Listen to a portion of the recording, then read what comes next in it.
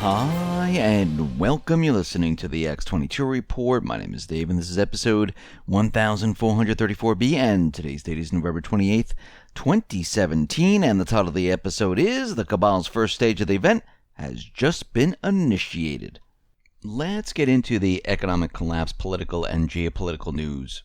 Now, on the corporate media, they're out there saying that, yes, Robert Mueller, and he's out there, saying we're going to indict Flynn. We have evidence that he's been dealing with the Russians, the Turks, and there's collusion here. And we come to find out that this isn't the entire truth of what is going on with Michael Flynn. It looks like they're trying to shut him up. How and why are they doing this? Because the truth is a little different in what they are telling us. Flynn's meeting with Russian diplomats was completely normal, according to a U.S. ambassador to the Soviet Union and from other records saying that really nothing really happened. Why is Mueller really going after Flynn? Flynn was the head of the U.S. Defense Intelligence Agency. He blew the whistle on the U.S. and its allies because he knew that they were dealing and supporting the Islamic State terrorists. He knew what was going on in Syria. And it looks like what they're doing right now is they're trying to keep him quiet by threatening him. And they're going after him because he knows the truth. Now, there's many other people that do know the truth, and we can see that they're afraid. They're scared of all of this information coming out of what they've been doing. And I always say they, the Cabal, what they've been doing. And there's a lot of people that make up the Cabal within government. These are a lot of non-elected individuals there who've been running different factions and systems and making a lot of money and supporting the terrorists that we're supposed to be afraid of, that are coming to get us. It's really all part of the same system, and it looks like the truth is slowly getting out there, and they're trying to cover all of this any way they possibly can. Now, we can see that Google's Eric Schmidt was out there saying that they're going to bury RT and Sputnik, but something very interesting just happened here. Google has written a letter to Russia's media watchdog saying, despite Eric Schmidt's recent comments about deranking RT and Sputnik, it looks like they're saying that this is not going to happen. Now, this is very interesting because the watchdog, called out Google saying, this is completely wrong and this shouldn't be happening. They're going to be watching to see if these news medias are re-ranked, and if they are, they're going to bring it up. And we can see right now that if Google actually does do this, this is censoring. And this shows us they truly don't want certain information out there. They don't want it to hit the airwaves. They don't want anyone reading about it. They don't want anyone to know about it whatsoever. And this is not the only organization they're doing this to, or trying to do this to. And we can see right now that Russia's watchdog group called them out on it. Google now has responded, and we'll have to wait to see what occurs. We see North Korea, they fired a ballistic missile. Now, of course, the United States is confirming this. South Korea is confirming this. Everyone's confirming this. And we did say that something might happen during the holiday season. It's a little bit after the holiday season. But we can see that this is the first stage of the Cabal trying to push their event. They need North Korea to continually launch these missiles so they can use this later on. Now, they're saying that this flew over Japan's economic zone, and they're saying that this is a provocation for war. And we see right now that Japan did not fire a missile at it to shoot it down, because as we know, if they missed, they're going to say the system doesn't work. So they rather just sit tight and build the propaganda up to make it look like something is about to happen here. Now, they can use this, and they can fire maybe a missile from a submarine or someplace else to say it came from North Korea, and they can fire it at Guam. They want the world to know that North Korea does have a missile that can fly, that can operate, that can reach great distances because they want to use this later on. So this is the first part to their event that they're going to stage. Now, is this event going to work out? Is it going to be successful? We don't know yet. But we can see that they're going to do whatever they possibly can to make this happen. Now, we have two things happening right now. The Cabal, they're pushing their false flag event, and they're pushing it really hard. They're getting prepared and ready for this because they want war.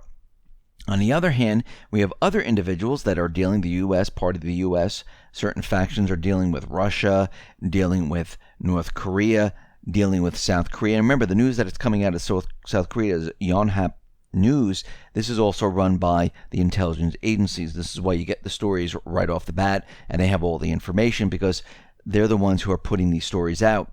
But we see that the South Korean government, they want to work with North Korea.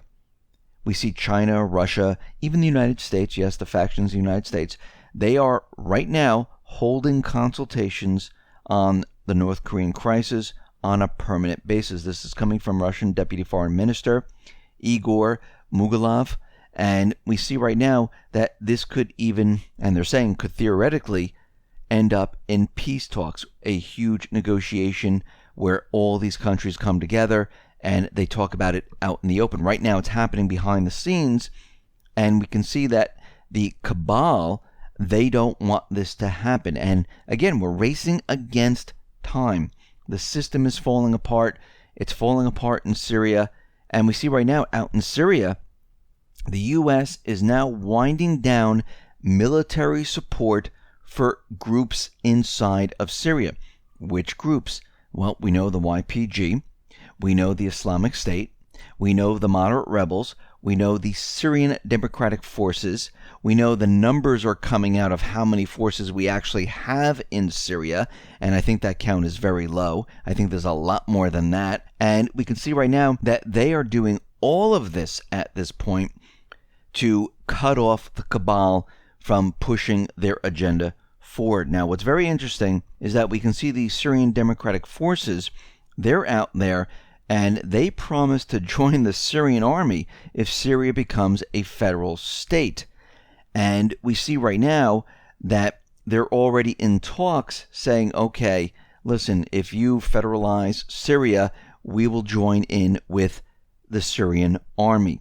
So the Syrian Democratic Forces, which were created by the United States of the Cabal, that's going to completely disappear. Now, once again, Assad is out there, Russia's out there saying, listen, the Syrian opposition, the Syrian Democratic Forces, the moderate rebels, or any terrorist group, you have no leverage at this time. And Russia is out there saying, listen, stop with Assad has to go. Assad can't be president. Russia is saying Assad is president. Assad will be president. The people will decide. So just cut that out. Because right now, you have nothing. And they're talking to the oppositional forces, the Syrian Democratic Forces, the moderate rebels, and they're saying, listen, you are going to do what we say. We are not going to do what you say. So either you integrate into the Syrian armed forces or you leave the country. And they're saying, we don't even have to deal with you if we don't want to. Because, again, the winner is Russia and Syria. The loser is all these terrorist groups which are being forced out, and the Syrian Democratic Forces. They have nothing left. There's nothing to bargain. Now we can see the Cabal, they are making a new move. They have, of course, these think tanks that, calculate, make plans, they look at what's going on, and they're saying, okay, take the Islamic State, which they've been doing out of Syria and Iraq. They've been putting it into Libya. Now they're moving them to Asia, to Thailand, Southeast Asia, and they're trying to create something there with the Islamic State. Remember, this is a paid mercenary army. This is the army of the Cabal. They use this to force their agenda. And it looks like with China, they have the One Belt, One Road. They're trying to create chaos in these regions, bringing the Islamic State into all these regions. But as we can see, they don't have the numbers. They're not going to have the funding. We see right now out in Afghanistan, they're going after all the poppy fields, and I'm talking about the CIA poppy fields. They're starting to shut them down. We also see something else very interesting happening. As we've been talking about, everything is moving from the west to the east, and we know that the central bankers, they don't have any allegiance to any country or group. They just have an allegiance to their debt, to their creation of currency, and having control. And it doesn't matter where it is. And it looks like they've been spending a lot of time building their system in China. And we see right now that the United States, well, part of the United States, part of the internet has been handed off to the UN. But Putin right now is out there saying, listen, the BRIC nations, they are not going to be using the internet the way it stands today. They're going to create and launch their own independent internet without the New World Order censorship. Now, once again, I'm not saying that China and Russia don't censor. They do. What is happening right now is they're taking the control away from the Cabal. They're taking it away and moving it to a different location. Remember, the Cabal is not really part of the central banking system. Yes, they work with them, but it's not the central bank. The central bank is the Biz, the Rothschild, the top of the pyramid here.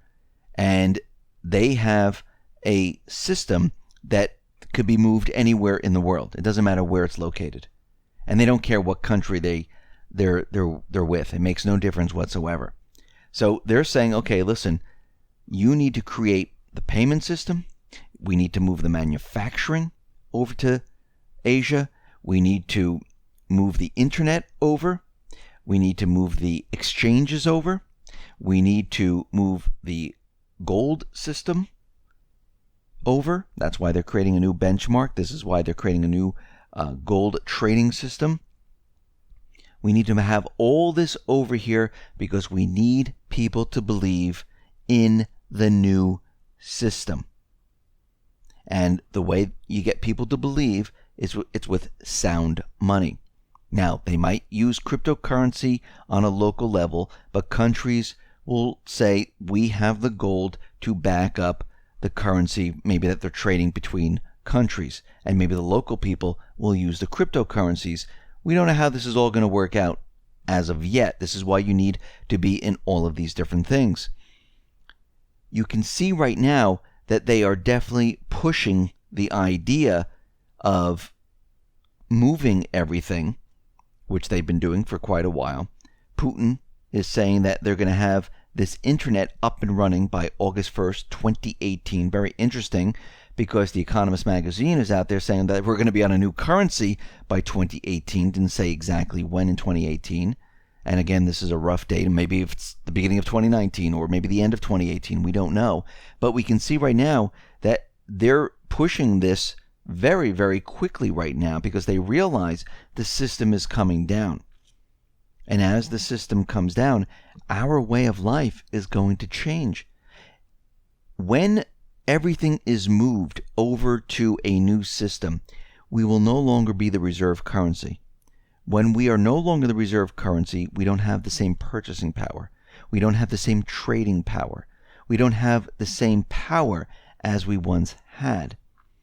And we're going to become like the other nations that lost their reserve currency. Now, this is on a larger scale, and it's been going on for a much longer time. So the hit is going to be even harder than it was for other countries until everything readjusts. So we're going to see inflation because the value of the dollars are going to decrease because there'll be a lot of dollars in circulation as countries move off of the petrodollar and they dump it and they move on to, say, the petro yuan or the petro ruble or maybe even gold or maybe a crypto-based type of system that is used to trade oil. We don't know as of yet, but it will not be the dollar, which means that the dollar is going to die.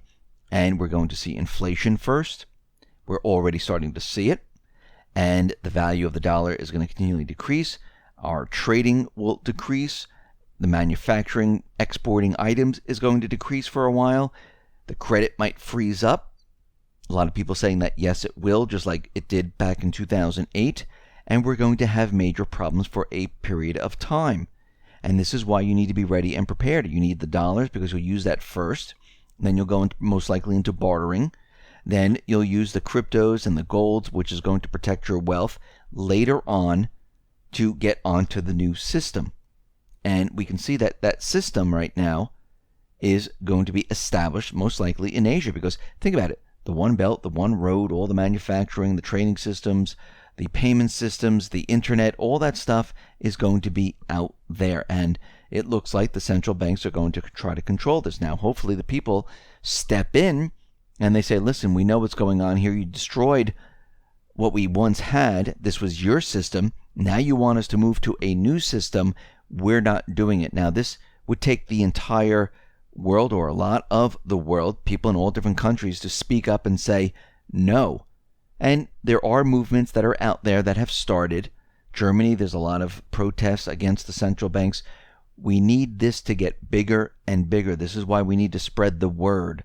This is why we need to tell people what is really going on. This is why people need to know that almost all of these things that we're seeing has to do with the central bank, because their system is dying right now.